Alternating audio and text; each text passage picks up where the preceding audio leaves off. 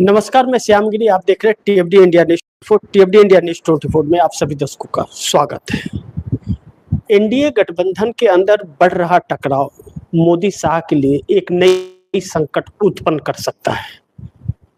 नीतीश कुमार, नायडू, एकनाथ शिंदे बहुत बड़े संकट बनकर के आने वाले वक्त में उभर सकते हैं। पश्चिम बंगाल चुनाव के परिणाम जो 4 मई को आएंगे, चुनाव का आखिरी प्रचार प्रसार आज शाम 5 बजे थम जाएगा, लेकिन पहले चरण के मतदान में 152 सीटों पर 93% का वोट परसेंटेज एक बहुत बड़ा सवाल खड़ा कर रहा है। क्या वाकई यह जुनून है जो वोट प्रतिशत आया है? आज तक के इतिहास का सबसे ज्यादा वोट प्रतिशत यह है। लेकिन सवाल यहां भी उठता है कि 90 लाख वोटर्स के नाम पश्चिम बंगाल के अंदर कट गए। 27 लाख लोग ऐसे जिन्हें नोटिस जारी थी। सुप्रीम कोर्ट द्वारा भी फैसला नहीं दिया गया और हाई कोर्ट द्वारा भी नहीं। सुप्रीम कोर्ट ने यह कहा कि उन 27 लाख लोगों को इस बार वोट नहीं डाल सकते, यानी कि अगली बार वोट डालेंगे इसकी गारंटी नहीं है। न्यायपालिका ने भी नहीं दिया था। यह बातें और यह चीजें एसआईआर के तहत जो करोड़ों लोगों के नाम कट रहे हैं, उन क्षेत्रीय दलों के लिए भी यह लागू होगा आने वाले वक्त में, जो एनडीए गठबंधन का हिस्सा हैं और मोदी सरकार को कहीं न कहीं समर्थन दे रही हैं। ऐसे में एनडीए गठबंधन के अंदर टकराव का कारण यह भी बन रहा है, जिस तरह भारतीय जनता पार्टी विपक्षी दलों के साथ साथ खुद के सहयोगी दलों को भी तोड़ने का कार्य कर रही है। इससे सहयोगी दलों की चिंताएं बढ़ रही हैं। एकनाथ शिंदे महाराष्ट्र गवर्नमेंट में एक अहम सहयोगी हैं भारतीय जनता पार्टी के, लेकिन एकनाथ शिंदे इस समय भारतीय जनता पार्टी के लिए नए बोझ बन गए हैं। उन्हीं के नेताओं को, उन्हीं के मंत्रियों को भारतीय जनता पार्टी के नेता जब पीटना शुरू करते हैं तो सवाल विधानसभा तक आ जाता है। एकनाथ शिंदे ने विधानसभा के अंदर वक्तव्य देते हुए ऑन रिकॉर्ड यह कहा था कि हमारे मंत्रियों के ऊपर हमले किए जा रहे हैं। देवेंद्र फडणवीस मुख्यमंत्री ने यह कहा कि जांच होगी और जो दोषी होगा उसको सजा भी होगी, लेकिन कोई कार्रवाई नहीं हुई। एकनाथ शिंदे ने एक बार यह बयान दिया था कि एनडीए गठबंधन में हमें रहना है या नहीं रहना है, हम इस पर अब विचार करेंगे। लेकिन बीएमसी चुनाव के मद्देनजर ऐसा नहीं हुआ और बीएमसी चुनाव समाप्त होने के बाद एकनाथ शिंदे एक कोने में पड़ गए। लेकिन उनके ऊपर यह दबाव लगातार होता है कि वह अपनी पार्टी का विलय भारतीय जनता पार्टी में कर दे, क्योंकि उनके 7 सांसदों पर भारतीय जनता पार्टी की कड़ी नजर है। ऐसे में एकनाथ शिंदे क्या करेंगे यह वक्त बताएगा, लेकिन एकनाथ शिंदे के पास भारतीय जनता पार्टी के अलावा कोई ऑप्शंस नहीं है, और जब ऑप्शंस नहीं है उनके पास तो वह लाचार है कि भारतीय जनता पार्टी के साथ, क्योंकि उद्धव ठाकरे की शिवसेना को तोड़ करके वह अब एकनाथ शिंदे शिवसेना ही हड़प ली है भारतीय जनता पार्टी की मदद से। आप दर्शक ध्यान दीजिएगा इन बातों पर, क्योंकि उसके बाद एकनाथ शिंदे भाजपा को छोड़ के जाने का सवाल ही नहीं उठता। अगर जाना है तो घर वापसी करना पड़ेगा, क्योंकि उद्धव ठाकरे इंडिया गठबंधन के हिस्सा है। लेकिन इस बीच अगर नीतीश कुमार को सीएम की कुर्सी से हटा दिया गया, मैं एनडीए गठबंधन के 3 सहयोगी दलों की बात कर रहा हूं जो चिंतित हैं, जिस बात को लेकर के टकराव बढ़ रहा है। नीतीश कुमार के 12 सांसद जो नरेंद्र मोदी सरकार को लगातार समर्थन दे रहे हैं, लेकिन नीतीश कुमार के 12 सांसदों पर भारतीय जनता पार्टी की पैनी नजर रहती है कि यह इधर उधर ना हो पाए। इसके लिए साम दंड भेदभाव का इस्तेमाल किया जाता है और भारतीय जनता पार्टी उन्हें अपने शिकंजे में रखती है। ललन सिंह और संजय झा इसके जीते जागते उदाहरण है कि जेडीयू के नेता तो हैं, लेकिन काम भारतीय जनता पार्टी के लिए करते हैं, भाषा का इस्तेमाल भी भारतीय जनता पार्टी के अनुसार करते हैं। लेकिन वही नीतीश कुमार जब सीएम की कुर्सी से हट जाते हैं और नीतीश कुमार अपनी पार्टी को विस्तार करने के लिए निकल पड़ते हैं। यह बयान जब आता है नीतीश कुमार का कि हम दिल्ली आते जाते रहेंगे, जो कि राज्यसभा सांसद बन गए, लेकिन रहेंगे बिहार में, सरकार पर नजर भी रखेंगे और पार्टी का विस्तार भी कर लेंगे। जब सम्राट चौधरी को सीएम बना दिया गया है भारतीय जनता पार्टी का, तो नजर सम्राट चौधरी रखेंगे या नजर नीतीश कुमार रखेंगे? लेकिन ऐसा कहा जा रहा है जिस तरह नरेंद्र मोदी के आशीर्वाद से लोग लोकसभा में कहते हैं, अब विधानसभा के अंदर सम्राट चौधरी उनके आशीर्वाद से कहते हैं। क्योंकि बात भी सही है, क्योंकि नीतीश कुमार के आशीर्वाद से ही सम्राट चौधरी सीएम बने हैं। देखना यह महत्वपूर्ण होगा कि सीएम कितने दिन रहेंगे। इस बीच नीतीश कुमार का वह बयान लगातार चर्चा में सुर्खियां बटोर रहा है कि 2030 में जेडीयू की अपनी सरकार बनेगी, यानी कि एनडीए गठबंधन में नहीं रहेंगे। नीतीश कुमार भारतीय जनता पार्टी के सामने झुकने को तैयार नहीं है। अपने बेटे निशांत कुमार को वह लगातार मजबूत करने में लगे हुए हैं। एक ऐसी टीम का गठन कर रहे हैं जो भारतीय जनता पार्टी का अंकुश से बाहर हो। भारतीय जनता पार्टी उन ईडी, सीबीआई, इनकम टैक्स का दबाव दे करके उन्हें अपने तरफ न कर पाए और निशांत कुमार के साथ रहे, यानी कि साफ सुथरा छवि वाला जो नीतीश कुमार से मिलते जुलते हैं, ऐसों के लिए टीम तैयार कर रहे हैं जिसके बीच निशांत कुमार भारतीय जेडीयू का आगे बढ़ाएंगे। इन सभी चीजों के बीच चंद्रबाबू नायडू की नाराजगी यह है कि भारतीय जनता पार्टी तोड़फोड़ की कोशिश करती रहती है।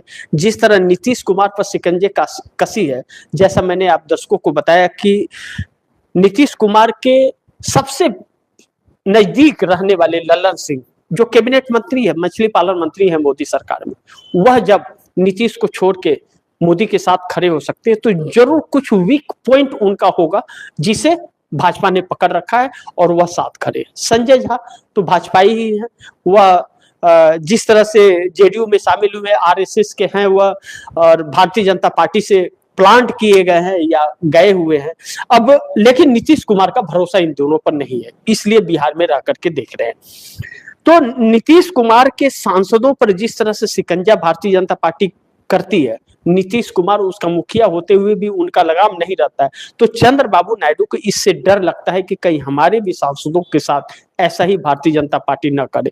जबकि नीतीश कुमार के बाद चंद्रबाबू नायडू का ही नंबर है, हर कोई यह जानता है। लेकिन चंद्रबाबू नायडू भी नीतीश कुमार की तरह अपने बेटे को वह राजनीति में एक ऐसे मुकाम पर पहुंचाना चाहते हैं कि ताकि वह विरासत बरकरार रख सके। नीतीश कुमार के बेटे निशांत कुमार नए आए हैं राजनीति में, उनके लिए एक अच्छी टीम की व्यवस्था करनी पड़ेगी।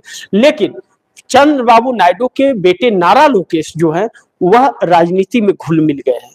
पार्टी की जीत में भी उनका ज्यादा योगदान रहा और सरकार चलाने में भी उनका योगदान ज्यादा है।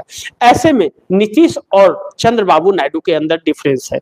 डिफरेंस यह भी है कि आंध्र प्रदेश के लोग पढ़े लिखे हैं और बिहार के लोग 10,000 में बिक जाने वाले हैं, क्योंकि 10,000 में वह अपने वोट बेच देते हैं। लेकिन आंध्र प्रदेश के अंदर ऐसा संभव नहीं है, ऐसा बहुत कम होता है। ऐसे में काम करना पड़ेगा, विकास करना भी पड़ेगा, रोजगार भी देना पड़ेगा और शिक्षा स्वास्थ्य भी देना पड़ेगा। चंद्रबाबू नायडू काम करने के लिए जाने जाते हैं, इस बात में कोई शक नहीं है। लेकिन चंद्रबाबू नायडू कहीं ऐसा तो नहीं कंप्रोमाइज हो गए मोदी के साथ, क्योंकि इतनी आपदा आने के बाद भी अगर चंद्रबाबू नायडू मोदी के साथ हैं तो यह एक बहुत बड़ा सवाल है, या फिर वक्त का इंतजार कर रहे हैं, यह देखना बड़ी महत्वपूर्ण होगा। लेकिन नारा लोकेश के लिए वह पक्का कर रहे हैं आने वाले दिन में भारतीय जनता पार्टी उनके सांसदों को तोड़ ना पाए, इसके लिए लगातार नजर बना करके रखते हैं।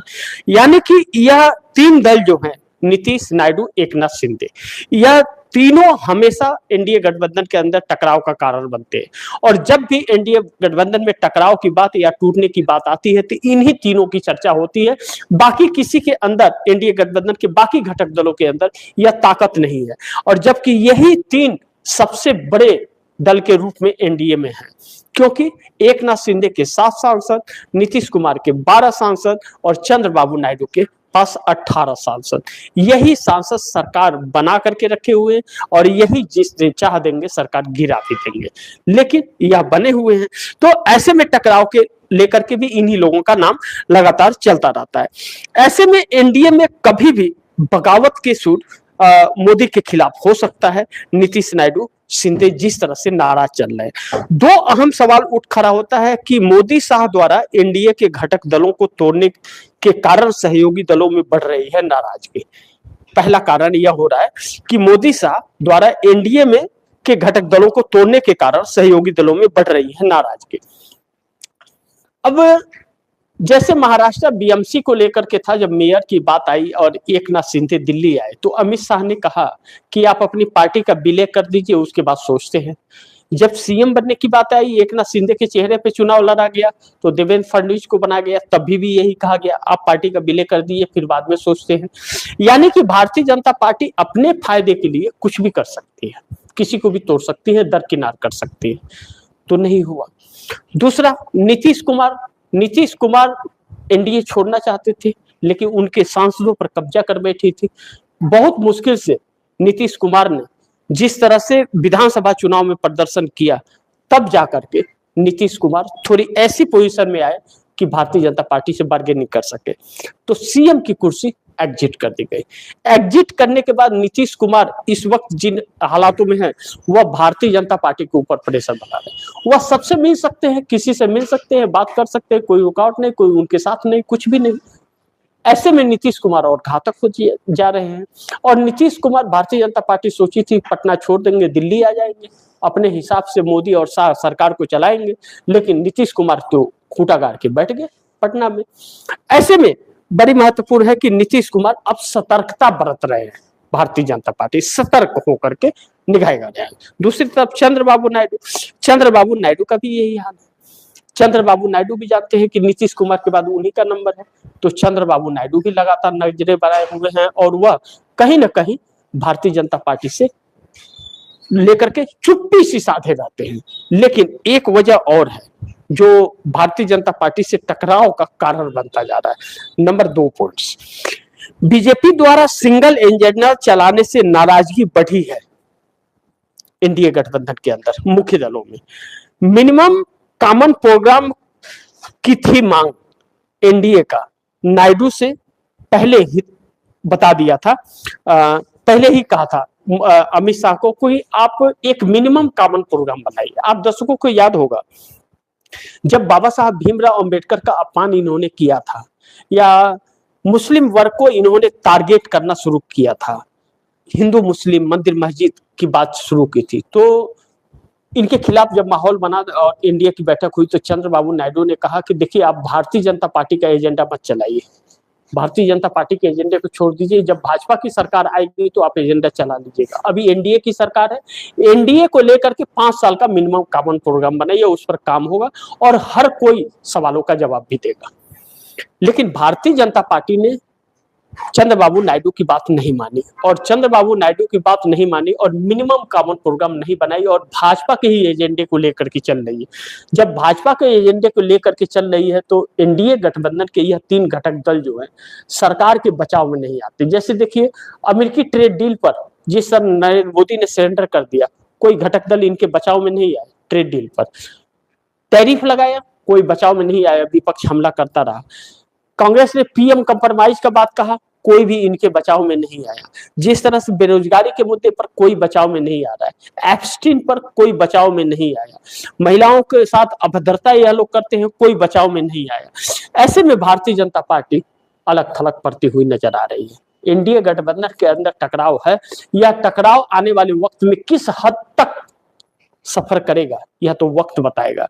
लेकिन मोदी शाह के लिए ये एक नई संकट उत्पन्न जरूर हो गया है कि अगर नहीं संभले तो आगे गठबंधन टूट सकता है एनडीए का। इस बात से इनकार नहीं कर सकते, कभी भी बगावत का आवाज बुलंद हो सकता है। ऐसे में विपक्षी दलों का प्रेशर, कांग्रेस का आक्रामक रवैया नरेंद्र मोदी को और भी संकट में डालता है। तो इसी के साथ आप दर्शकों से इजाजत चाहूंगा, अगली खबर के साथ फिर हाजिर होऊंगा। लेकिन आप दर्शकों की क्या राय है, क्या सुझाव है, कमेंट बॉक्स में जरूर दीजिएगा। इस खबर को ज्यादा से ज्यादा शेयर कीजिएगा, अपने दोस्तों को भी कहिएगा आगे शेयर करें। और आपने टीएफडी इंडिया न्यूज 24 को सब्सक्राइब नहीं किया, सब्सक्राइब कर लीजिए। अपने दोस्तों को भी कहिएगा टीएफडी इंडिया न्यूज 24 को सब्सक्राइब करें। मिलते हैं अगली खबर के साथ, तब तक के लिए नमस्कार।